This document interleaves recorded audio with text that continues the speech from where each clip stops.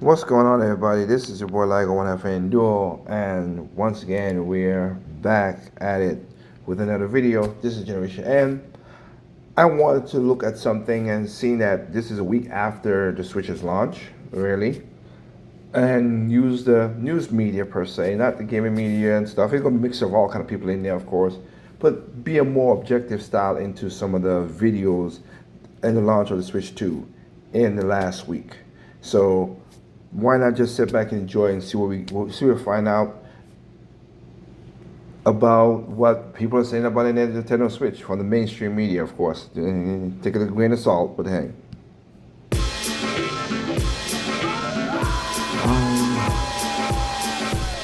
Nintendo just released a Switch 2, the successor to its wildly popular video game console. The original Switch outsold every other previous Nintendo console in its first year of sales, including the extremely popular Wii. And it was the second most successful console in the company's history, only 2 million units shy of its portable Nintendo DS system.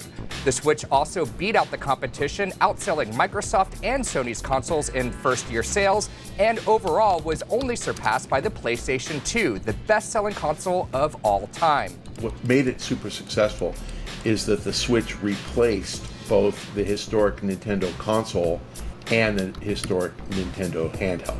So they've merged those two audiences, and the handheld audience got a massive trade up, and the console audience got a zero trade down. However, before the Nintendo Switch, Nintendo made missteps. Wii U was a disappointment, but the Switch brought the company back into the limelight and Again, it's MSNBC, so I'm not gonna surprise CNBC. Yeah. Again, missteps. Again, I've come more and more to accept this now and say, as I said, Nintendo Switch console is a good console. I don't have the most games for it, but I think now that I'm going back to thinking, yeah, now seeing like the way we play games and all stuff, I think the Wii U still is my favorite Nintendo console of all time. I'm going back to that now. I used to set up for I used to be like, Nintendo Switch is favorite console all time because of the games, and the Wii U because of the thing. But like I said, just what the Wii U did when it comes to gaming and having fun, I cannot deny what the Wii U did. People might not like it, but hey, it's something that stand out from the crowd. The Wii U was. fueled a resurgence not just for the company's financial success, but its brand overall. The best IP on the planet. I think they have the potential to be bigger than Disney by a lot. It's really unrivaled. It is truly one of the most beloved and well-known brands in all of media, not just interactive entertainment or video games. Nintendo is one of the most valuable companies in the Japanese market. It has published major gaming franchises: Mario, Donkey Kong, The Legend of Zelda, Animal Crossing, and of course, Pokemon. Recently, it has leveraged its IP beyond video games, opening theme parks and releasing movies in an attempt to reach more consumers. Yep. Our mission is to create smiles. The strategy that we utilize to go about doing that is to increase the number of touch points that consumers can have with our characters and worlds. So movies, theme parks, other out of video game experiences continue to create those touch points and thereby the affinity, if you will, for our characters and games. Nintendo's latest console represents a culture shift for the company. Rather than introduce groundbreaking new features, it's playing it safe with a more iterative approach, hoping to capitalize off the success of the first generation Switch. I think this is long overdue. I mean, the public has shown that they like PlayStation 1, 2, 3, 4, 5. And so Thank you. Even a broken clock is correct once a day. Oh, everybody remember back in the game trailer days how Pacto with the Pack Attack used to downplay Nintendo or whatever. Now, like I said, everybody's getting, oh, Nintendo didn't do innovative and all that stuff. I'm like, PlayStation 2 to PlayStation 1, you have more graphics. The only thing that was innovative was they have a DVD player, 3 Blu-ray player, more power. It's just been more power, more power. That's all it is. Devs add a little bit of stuff. I'm cool with that. But let's be honest, and the same thing with the Xbox. think that the public really is going to like Nintendo Switch. I do not think that being an iteration on the old model is bad. I think the hype is underplayed. I think the thing is going to sell out everywhere. Yes, it will. Is it going to sell as much as the Switch was? Maybe not. But hey, can the Switch 2 continue the winning streak? Nintendo was created by Fusajiro Yamauchi in 1889 under the name Nintendo Koppai, and it started out making playing cards. The company evolved over the years, introducing toys in the 1960s, arcade games in the The mainstream media want to give up history, so you're going to see another video that I'm going to use a part of this video that's going to be part of the history stuff again, so just letting you know. 1970s, and released its first video game console, the Color TV game, in 1977. Through our history, we've had various iterations of gameplay, whether that's toys, whether that's bowling alleys, a whole host of things. In the late 1970s, Nintendo as we know it today was born. It began with Donkey Kong becoming a smash arcade hit before it ultimately released the Nintendo Entertainment System in the United States in 1985 with widely popular games such as Super Mario Bros. And The Legend of Zelda.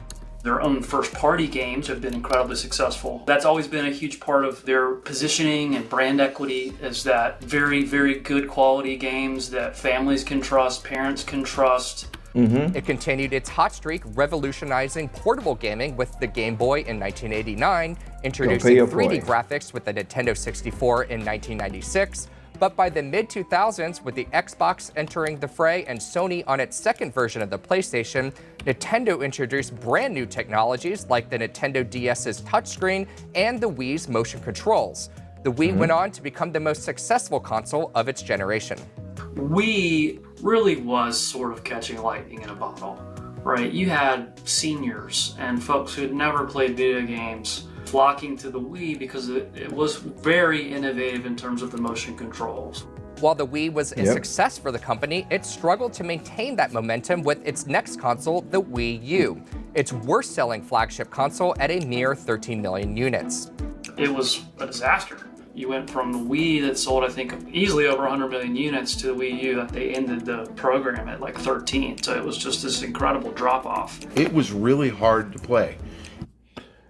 Really, Pactor? I'm not surprised you're going to say some shit. The Wii was hard to play. Okay, whatever. It was innovative. It had a lot of stuff that I like. The games was very, very fun. That's why I cannot deny it. And again, the difference between a lot of people are forgetting. Nintendo didn't short thrift the Wii U, even though as it wasn't a commercial success. They didn't short thrift it. They still gave it 5 years, like they gave the other consoles, unlike other gaming companies. But I digress. And disorienting. Gamers hated it, and you couldn't get any third-party support. Nobody wanted to make it. Nobody cared about third-party support. It's so funny. Wait. Hold on. Here we go again with the contradiction. Third-party support. This is third-party support. Screw Nintendo. Once again, we already talked about it multiple times with EA saying they're gonna do everything and Ubisoft and all the people, and then they basically forget about it. One, number two. You just said just a while ago, Pactor, that people want to play Nintendo games, first-party games. And there was plenty of those good games on the Wii U. So good that they got ported over to the Switch. Because they were good games. Shout out my sister. My sister likes, I would say she loved Wonderful 101 on the Switch. But I don't. And I like more Wonderful 101 on a gamepad because it's just more easier, more fun to me, and more frenetic to play with the touchscreen that way. Game for it because it was such a flop. But the company still had faith in the concept, betting that gamers might be ready to step out of the living room and take that gamepad on the go, and the Switch was born. Released in 2017, it was a turning point for the company. It's not overstating it to say that the Switch completely reversed the fortunes of Nintendo. The Switch became a global sensation, and even 8 years later has managed to retain its popularity. We've installed over 150 million units of Nintendo Switch over its lifetime worldwide. Last year, 129 million of those devices were still active. Now the company hopes its Switch 2 will capitalize off this success. If you go back to the launch of the original Switch, it comes on the heels of a really tough time, and a lot of third-party publishers will wait and see what happens with Switch before we come in and develop games for the platform. That's completely different now. Switch is one of the biggest platforms. This device is much more capable, and so the lineup of third-party support coming into the Switch 2 launch really is differentiated versus the original Switch. So there's just lots and lots of reasons for folks to upgrade. Exactly what it is. The thing about it is, again, they did a lot of stuff that, as you see that I bring it up again, I brought it up multiple times because I was there. I was at Nintendo Kyoto in 2015 when they started to say, okay, let's shut down some of these buildings and close down some of the rentals we have and build new buildings and new offices and build new computers so we could do more stuff. Like, they keep on forgetting that part. That part's why the money was going down. It was not because of the Wii U, it was because they were shifting departments and set up this new building in Kyoto. But again, I digress. Again, I'm sorry. That's just what I saw with my own peepers when I was there. What makes the Switch 2 a worthwhile upgrade so you don't kind of fall into that Wii U moment again? For us, it's about creating that next generation of gaming platforms. And with Switch 2, we've taken the things that you know and love about Nintendo Switch, but then added very powerful gameplay features and social features.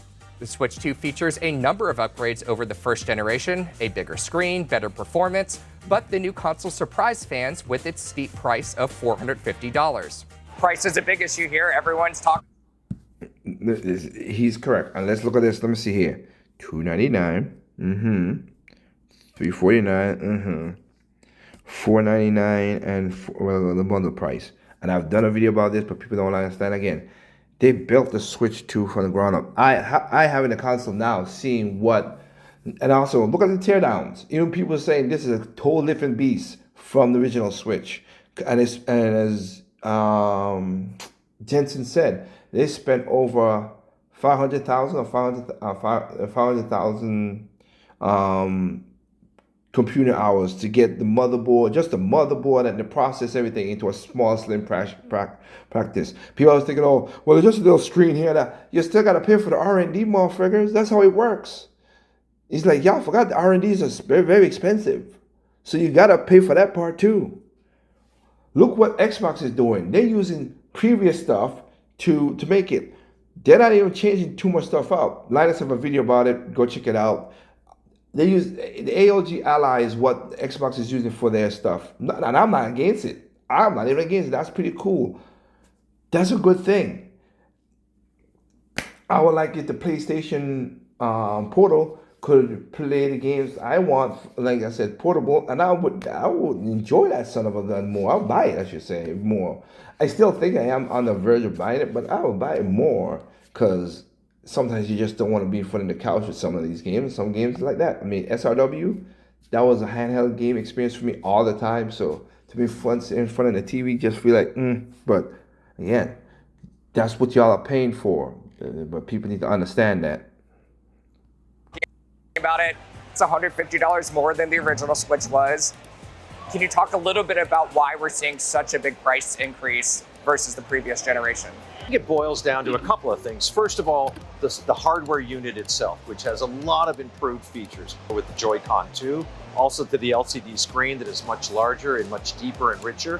And then there's the CPU and GPU processing power that allows for much deeper game development. Despite this, the Switch 2 sold out within minutes of pre-orders opening up. They're probably not going to be in a position to meet initial demand. I do think that they'll be able to have success even at this higher price point. I think there's enough demand that they should be fine.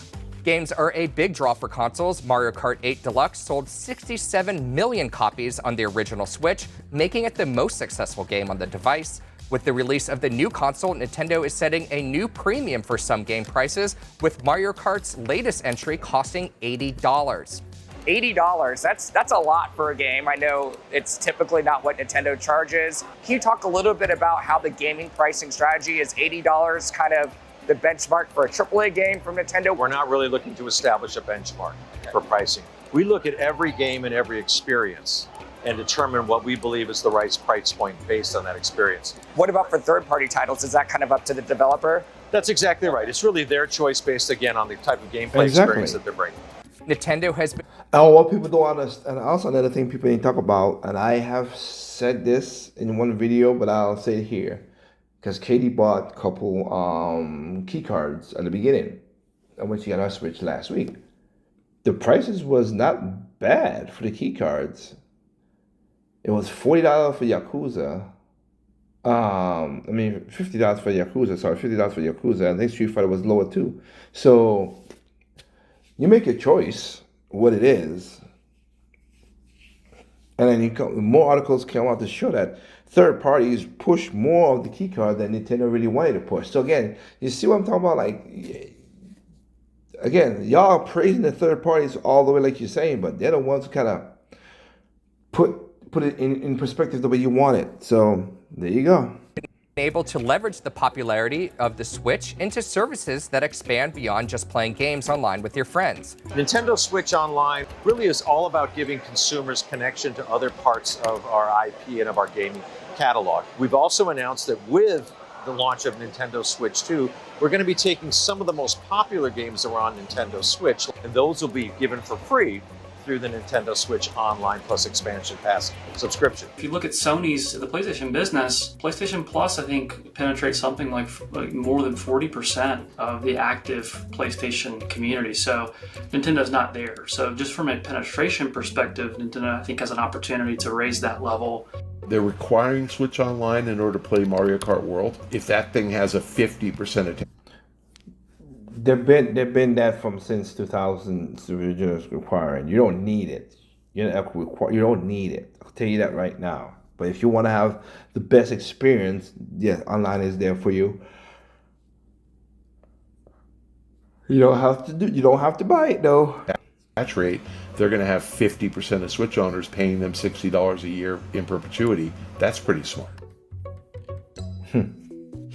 Nintendo has been expanding beyond its gaming roots, resembling Disney more than competitors such as Microsoft and Sony. Over time, I think that they have aspirations to be far more like Disney. So, more movie properties based on their characters, more theme parks, more lunchboxes. It's really massive for Disney. And given that Nintendo's characters are as well known, I think that there's massive potential for them to do a lot more outside of games.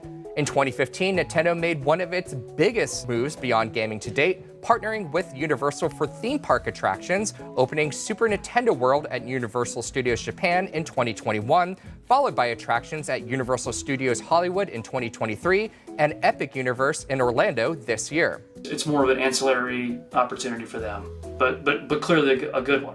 One of Nintendo's highest profile moves has been movies. Nintendo acquired Dynamo Pictures in July of 2022, renamed it as Nintendo Pictures, and in 2023 it released the Super Mario Bros. Movie, which became the highest grossing video game adaptation ever, bringing in $1.3 billion at the global box office and was the second highest grossing film of the year.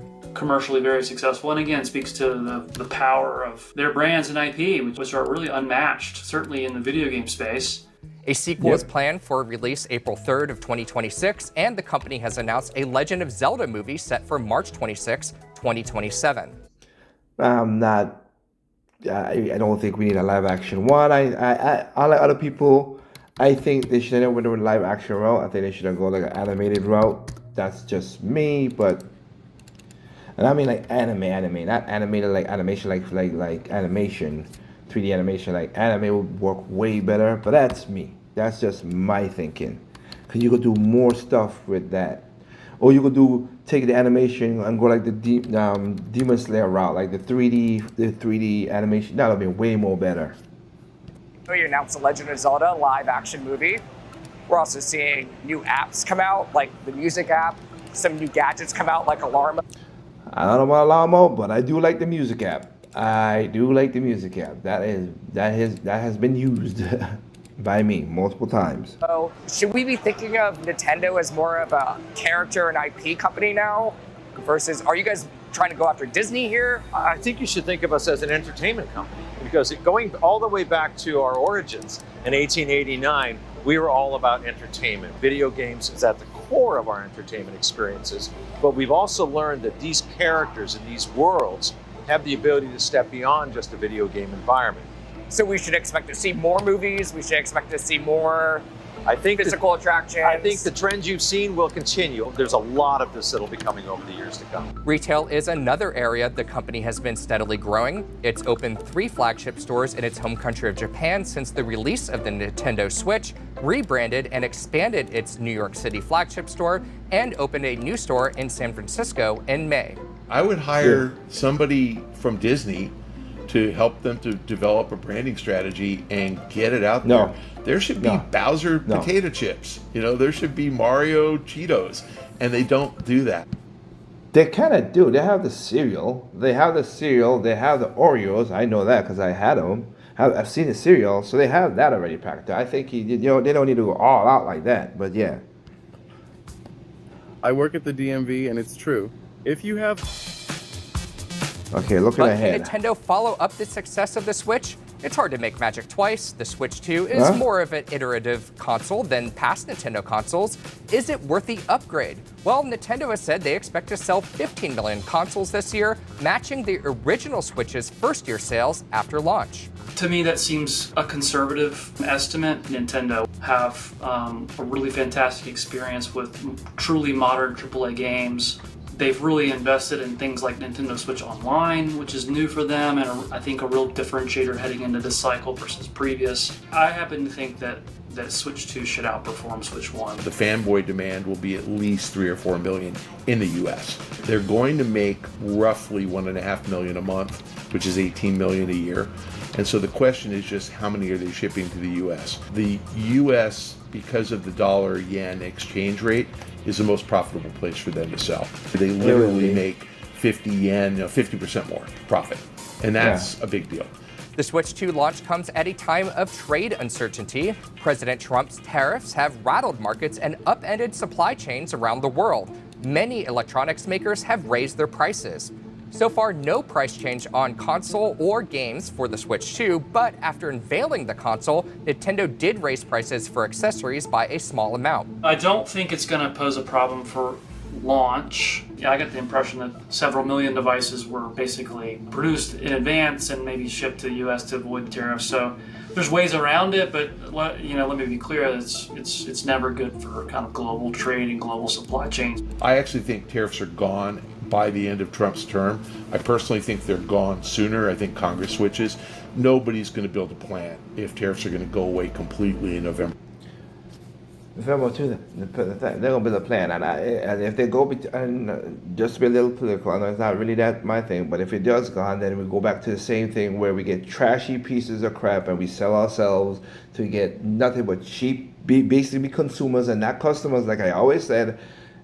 And then when the market, then when they try to deluge the market again, they're gonna crash us, because that's literally their goal, to crash the American economy so they could swoop in and buy up stuff, whatever. They've done that in Africa. They've done that in a lot of Asian countries. And a lot of Africans are learning the hard way. Oh, wait, they'll come in and they're going to build up a port. And then the port's half baked and you can't think. They're going to build buildings, and half of the buildings are literally falling down. Brand new buildings are just crashing down, killing thousands of people. Nobody's talking about that. So it's like, yeah, that's what y'all want? Okay. I get what I want to get out of it. I'll move on, because I don't want any crappy stuff. But who am I? I'm different. I want to be a customer, not a consumer. But again, I'm a different person. 26. They're not going to shift their production. Right now, they're producing in Vietnam. And if the demand is there, can Nintendo keep up with it? There were stock issues with the PlayStation 5 during the pandemic, and the tariff situation could make things more challenging. It's an incredibly fluid and challenging situation for not only ourselves, but for a lot of companies. So the price that you see right now is the price that you can be expecting in the future. Of course, tariffs could change that. And is there enough of a value proposition for people? Many consumers may wait for costs to come down or for their I doubt first generation Switch to break. If the midnight lines and sold out pre-orders are any indication, Nintendo could have another hit on its hands. They finally really hit on a formula that they can replicate. I think the iteration is the right way to go. I think they're going to sell out at least through Christmas. I don't think you'll be able to find one on a store shelf until January. They have a vertically integrated strategy, right? That the games sell the Basically. hardware, and the innovations in the hardware help sell the games. It feels like they've been able to sort of really hit the sweet spot of doing both. I think it's a bright future for Nintendo. Okay. That's CB, CNBC. We already know how that works. Let's add something else to it. This is a much longer Business Insider. Again, they're gonna go over the trend over the thing, but they're gonna do a little more history than how CNBC did. When Nintendo announced the price of its new console and game, the message from fans was clear. Drop the price. The Switch Yeah. 2 costs $450. That's Nintendo's most expensive console release. Okay. But the console price isn't the only thing spurring outrage. Nintendo also announced that Mario Kart World would cost $80. That's the most expensive base game Nintendo has ever released. Never made. For more than a decade, video game prices were pretty much all the same, $60. Yep. That's also how much the last Mario Kart game cost. But Nintendo is making a bet that if it raises prices, fans will pay. And some industry experts say this pricing adjustment is long overdue. It was a bubble and it popped like I said it was gonna pop. I'm not surprised or shocked. So that's why I like the business side. I'm gonna take it in there. They come up with the whole part again. I get all the people gonna be like, "Hey, when Nintendo's reading all this stuff, okay, they agree, whatever." But they gotta make a profit for all this stuff. Again, we don't know how much money went to R&D, and then you gotta build the console up. So it's weird how people who are business people, quote unquote business people, say, "Oh, this is if I run this," they lie. They lie. They do the exact same thing or even worse. Hasn't updated its prices for a long time. In fact, they've only 20 gone years. down in a sense. Yes. We're in business to make money, which is exactly what we're about.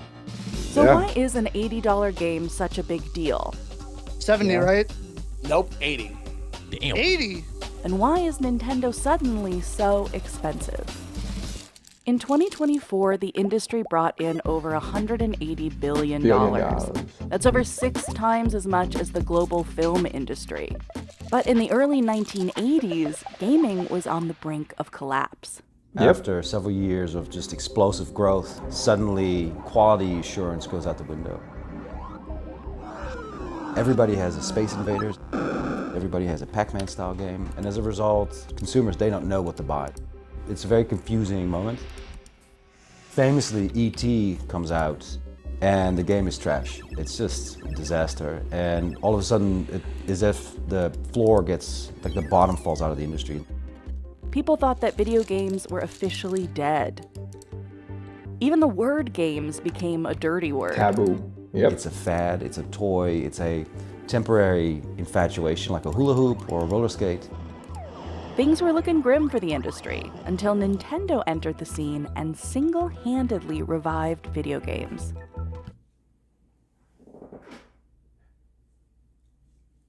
I just let the mic drop on that spot right there for all the new people who don't understand this. Including some of these younger PC guys who think they know what they're talking about. Sorry, but it was one company that stood there, and Business Society is going to tell you why they stood there and how they made it, because you saw how it was before. See how they make it now.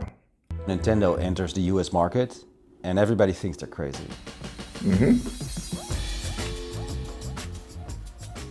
Their thinking was, in order to be successful in console gaming, we have to reestablish this sort of sense of value, make them feel like what's in here, what we're offering them, is actually worth their time. In 1985, Nintendo marketed the Famicom console as an entertainment device rather than a toy or video game system, an effort to remove itself from the stigma of the crash. Yes. It also capped each third-party publisher's output to 5 games a year, incentivizing developers to focus on quality over quantity. Quantity. And to Thank regain you. consumer trust, Nintendo created a monthly magazine, Nintendo Power. It was even accompanied by a hotline players could call for help with Nintendo games. I can't argue. My mom doesn't really know this, respect her, she's up at my house right now.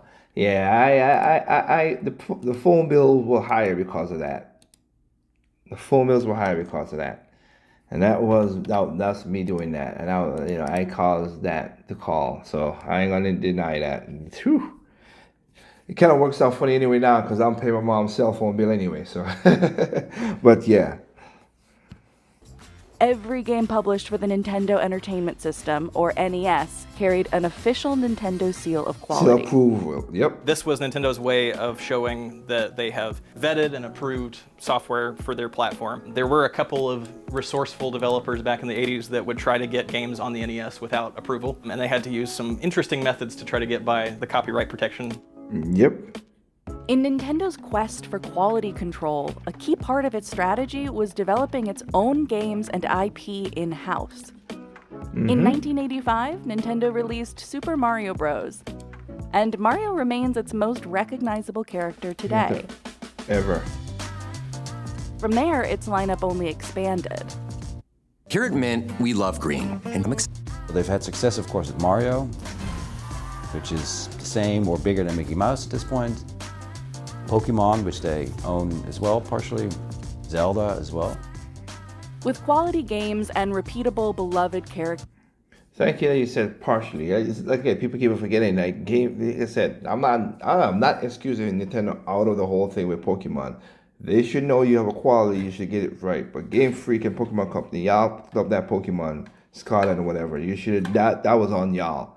Y'all try to get a little bit, as you would say, greedy. And try to push it, and it's still, even though now they have some patches that's fixing some of the game rates and game frame, whatever, it still have pop-ins and stuff like that. So you still got ways to go. Hopefully y'all slow your asses down and relax and take it easy. Don't rush the motherfucking thing. Came a loyal, rabid fan base. Yep. There's over 2,000 people out there right now. This is the main entertainment center. I've tried to create kind of like what I've been calling little video game shadow boxes for each of the console generations from Nintendo. Here I've got a copy of Super Mario 64, signed by Charles Martinet, the original voice of Mario. If we ever had a fire, that would be the first thing I'm grabbing. Drew Kennedy, who goes by Nintendrew online, owns an extensive Nintendo collection. And was converted to a lifelong fan in the 90s. Thanks to quality games and those beloved characters. Exactly. There it is. I'm in my 30s now. I started collecting when I was like 13, but I was a fan of Nintendo since long before then. My mom used to work as a babysitter on the side for one of her coworkers. Sometimes I would tag along. The dad of the family that she would babysit for, he had a Nintendo 64 set up in their living room with one game, with Donkey Kong 64. At the time, I was probably 7 or 8 years old. But I absolutely loved it. I would play through the first hour of Donkey Kong 64 every time I would go over there and reset the save file and play it again. And it was just absolutely a core memory for me. Cool. Up here is another one of my favorite oddball systems, the Virtual Boy. And this is the complete North American library. Dang, so this cartridge alone is worth about $750 today. Exactly. But Nintendo wasn't the only one in the industry with a character-based strategy. Yeah, Sonic. In 1991, Sega made Sonic the Hedgehog the face of the Sega Genesis. Sega follows the same formula. Let's have a mascot sort of lead the way, but differentiate. Sega was already competitive in the sense that they have a little bit more intense hardware.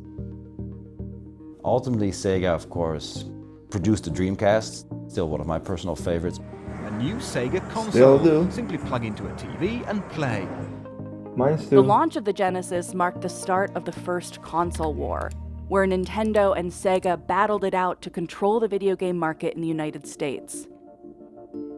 Every Nintendo sold, from our point of view, is one person out there not buying Sega software. Sega's market share went from just 6% in 1989 to as high as 65% by 1992. But while Sega marketed to older kids and teens and made some risky bets on console hardware, Nintendo stuck to its slow but steady strategy of family-friendly titles and commitment to quality. By 1995, Nintendo had regained its lead over Sega. They just couldn't hack it. There's only so much room in the market for it, and Nintendo won out. And at some point, the difference between the different devices becomes marginal. And so then people go with what they know best. Are the games better? So other than Sonic, there's a few different IPs on the Sega platform and the ecosystem there. They're not quite as popular as the Nintendo ones. Nintendo's secret to beating Sega is still the company's edge over its competitors 30 years later. Everything was in service to making sure that game experience was top tier, especially from a marketing perspective. We were really showcasing the great work that the developers were doing, creating these magical experiences through games. That's Krista Yang and Kit Ellis. They worked for Nintendo of America's public relations team for over a decade. The thing that's really interesting about working at Nintendo is it's a very large company, but it's a very small company relatively in terms of other companies within gaming, within entertainment. Exactly. Something that we heard about all the time was the concept of competing in the red ocean, which is what we had been doing previously with Sony and Microsoft, where everybody is kind of competing on the same points, versus the blue ocean, which is we don't really have anybody that we're competing with. We've created our own niche. Nintendo is very much colorful and playful. Xbox tends to focus more on like shooters. They have a lot of racing games. PlayStation really leans into like more adult narratives and like deep stories. Now you have Astro Bot from the PlayStation, which is pretty good. Okay, so 15 years later, you got your own Mario, but Nintendo has already claimed it because they've gotten it right from the beginning. And again, let's not forget, Astro Bot is a good game. I played it. I have it. It's a good game. It's worth the money. I had fun playing it. I need to beat the game, but yeah. So it's no edge to Sony. That Astro Bot is a really good game. Thank you for taking the industry, and hopefully you guys do Astro Bot too, because Team Asobi did a great job. I praise people who do good no matter what console company it is. Nintendo's exclusive franchises like Zelda and Pokemon kept growing in popularity. But to access them, you need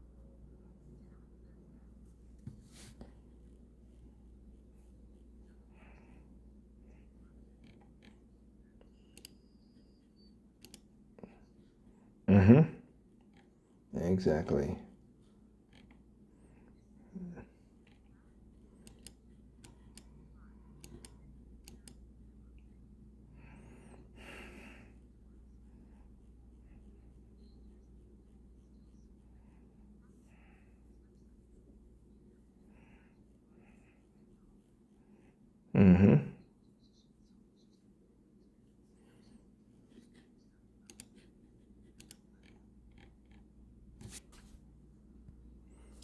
Because that's just as easy as it is to do that.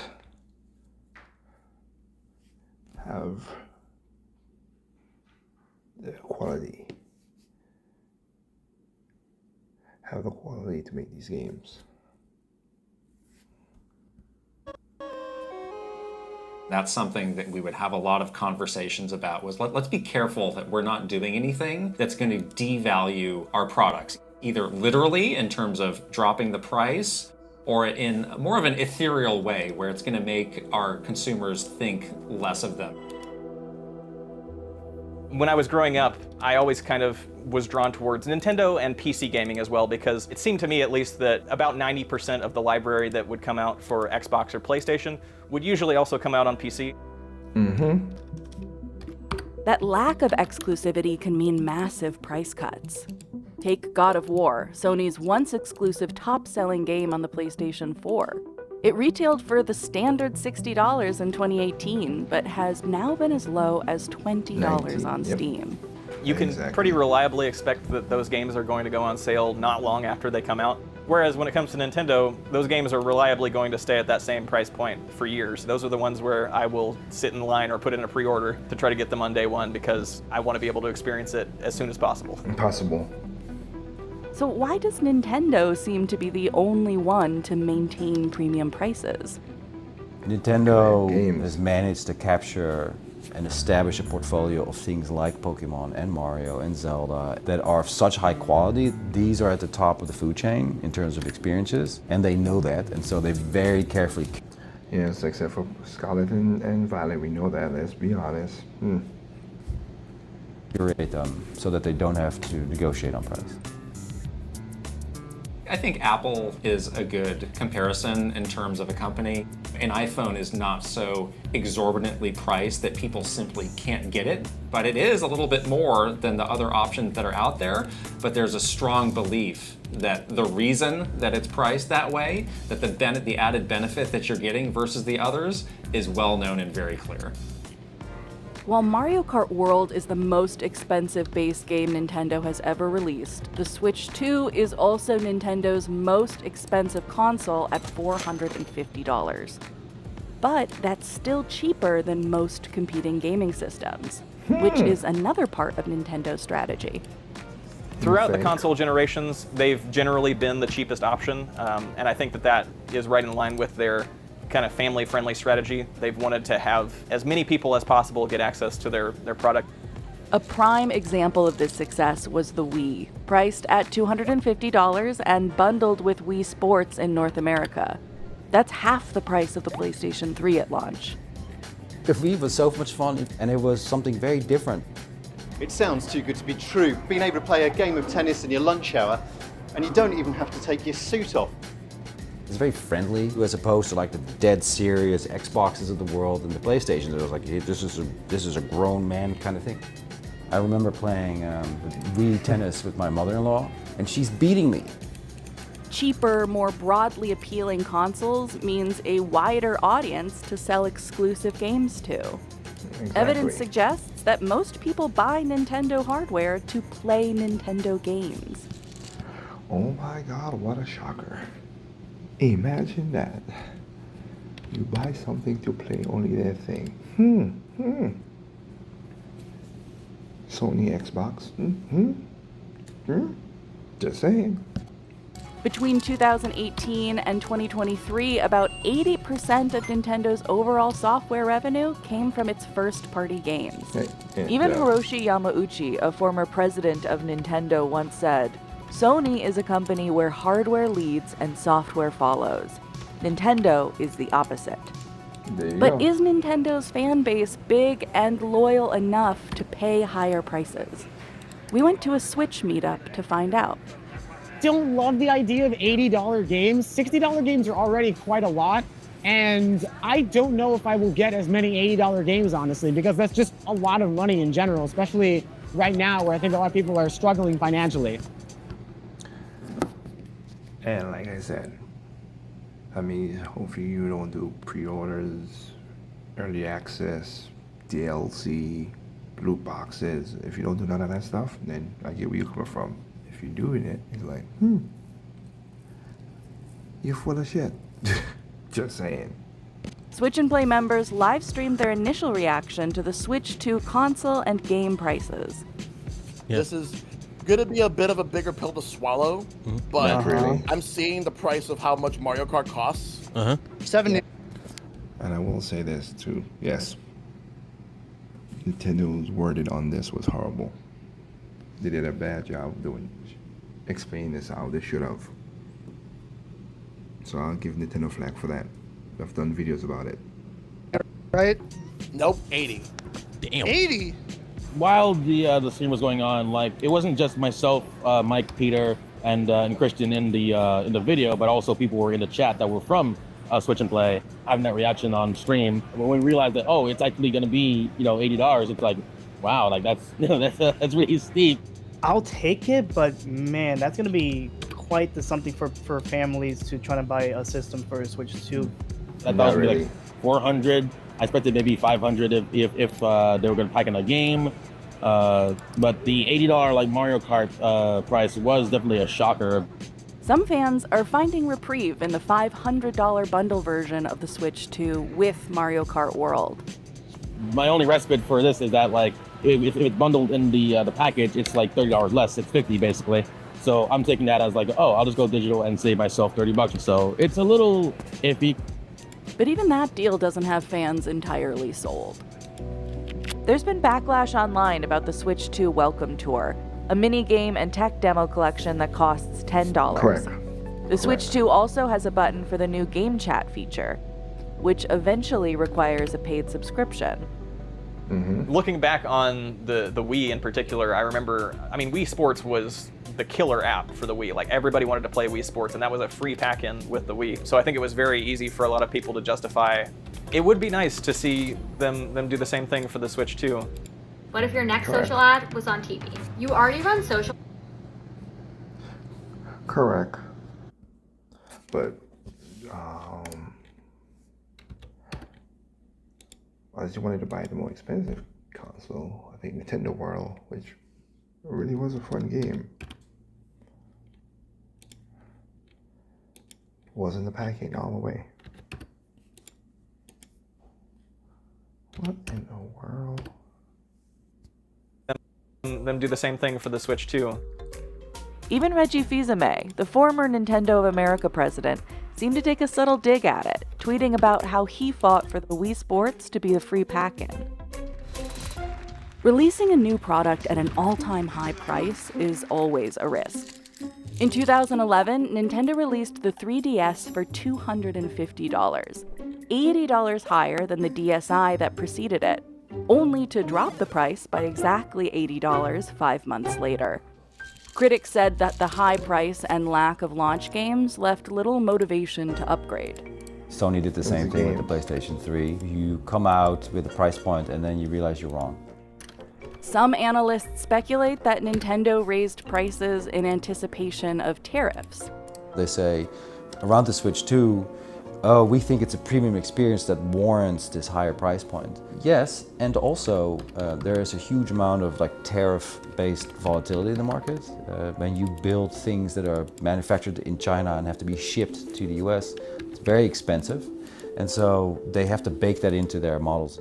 We can't verify how big an impact tariffs had on the price of the new console or games.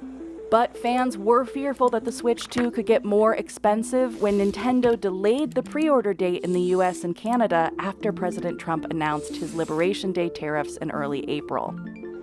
But it didn't end up raising the price, and Nintendo's president denied that tariffs influenced pricing.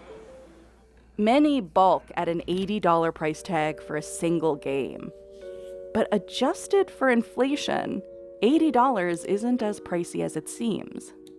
Take a look at this catalog from 1997. Super Mario 64 cost $60. That's around $119 today. In 2020, some companies started selling games for $70, the first price adjustment in decades. That'd be around $86 today. Take a look at this chart. It shows the price of Nintendo's top-selling titles since the NES, adjusted for inflation. Games have actually gotten cheaper. Some say $80 games will be the new normal. One former PlayStation executive said Nintendo was pulling the Band-Aid right off for the industry. And Yost says it's long overdue. The cost of game development has gone up. If you compare, say, the cost of a franchise like Call of Duty, a decade ago, a brand new Call of Duty game would cost about $45 million to develop. Today, that's about $700 million. Grand Theft Auto 6 has been in development for about 11 years, and it has a budget of a rumored $2 billion. The Burj Khalifa, the tallest building in the world, cost $1.5 billion and took 6 years. And so we're already double all this. And it's not even out yet. During the same period that costs have exponentially increased, price point of a game has barely moved at all. Something's got to give. They have to either sell more copies or they have to increase the price. And we don't know. People want to pirate games, including PCs. Nintendo says prices will be variable, but other companies are already following suit. Just 1 month after Nintendo showed off the new Mario Kart, Microsoft announced that some upcoming first-party games would cost $80. Even if that change is overdue, consumer perception matters. The Switch 2 and its games feel expensive. In the US, consumer sentiment has declined every month of 2025. People worry about the economy and feel like their money buys them less than it used to. But despite the outrage, some say $80 is more than worth it. An average single-player game, 40 to 60 hours to finish? Where can you get 60 hours of entertainment for $80? Show me. What roller coaster goes on for 80 hours? A good rule of thumb that I and a lot of my friends tend to use is the kind of like $1 per hour rule. Nintendo games offer a ton of value and also just an unparalleled replayability. You can always come back and, especially with the specific kind of nostalgia I have for Nintendo's experiences, like I will never stop going back and playing my favorite Nintendo 64 games or my favorite DS games. Of course, that relies on Nintendo maintaining the quality it's known for. Games like Pokémon Scarlet and Violet, with its glitches and performance issues, left a bad taste for many fans. Correct. But Nintendo's cultural hold on fans is strong, both with younger audiences it brings in through movies and theme parks, and the older fans who have been with Nintendo for decades. I think it's certainly become more common and more acceptable for people like me to stick with their fandom into adulthood, and it's definitely less of a social death sentence to be a huge nerd in 2025. And even looking at the marketing for the original Nintendo Switch, it's clear that that's not lost on Nintendo. Many fans share Drew's sentiment. The Switch 2 pre-orders sold out in a few hours. People will buy it anyways. My forecasts are 12 to 15 million units in the first year. They have such a huge install base. The loyalty's there. They have so many fans. The IP is so strong. They will sell like hotcakes. Kit and Krista, however, share a much more cautionary tale. It's going to sell very well, but it's not going to reach the same heights as the original Nintendo Switch, and part of that is the price. You know, once all those people buy Mario Kart at $80, what about the next rung of people outside of that core fan group? What about, you know, the more casual video game player? I think it's going to depend on the software, the game. No shit. And also, what, 80 million? 80 million.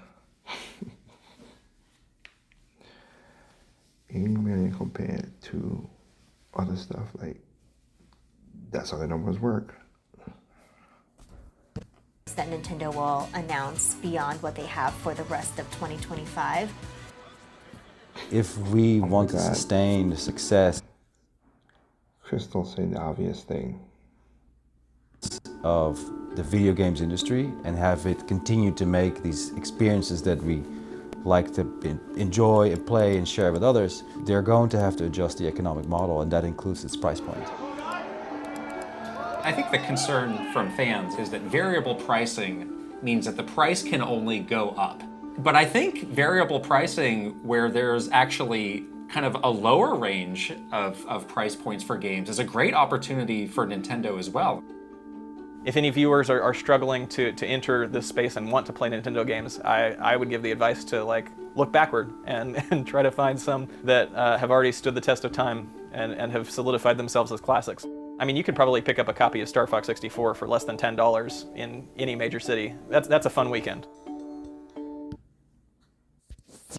Exactly. That's why it's best just to go ahead. If you can't, if it's not in your will to buy the console, you shouldn't buy it. You can buy a Switch 1, play over 10,000 games, or you can buy all the games and play and have fun as well too. I like how people are thinking that the fun is just only in one console. That's why I have multiple consoles hooked up to my TV. The Wii U, the Wii, the GameCube, the Switch, Switch 2, Dreamcast, PlayStation 5. Multiple games you can play and have fun. You don't have to buy the Switch 2. And if that's the case, don't buy a Switch 2. If you don't like it, you don't buy it. But I just wanted to do a video outlining more of what the mainstream media say and stuff. Kidding, Krista, what she just said was just like, no shit, chick. Wow. Outside initial Mario Kart, well, again, like I said, 60 million Mario Kart sold. If Nintendo could sell 60 million Switch 2, it still would be a good thing for them. So it's irrelevant much. But anyway, it is what it is. This is what the industry has. They asked for it. I hope you guys enjoy your Switch 2 if you got it. Enjoy your Switch 1 if you got it. Enjoy any console you have if you have it. I just wanted to bring this video just as something what the industry is talking about and see what's going on with this. That said, remember, there's no perfect games out there. What's perfect to you is not perfect to me. What's perfect to me is not perfect to you. Simply enjoy your games on all consoles, including PC and mobile devices. Peace out.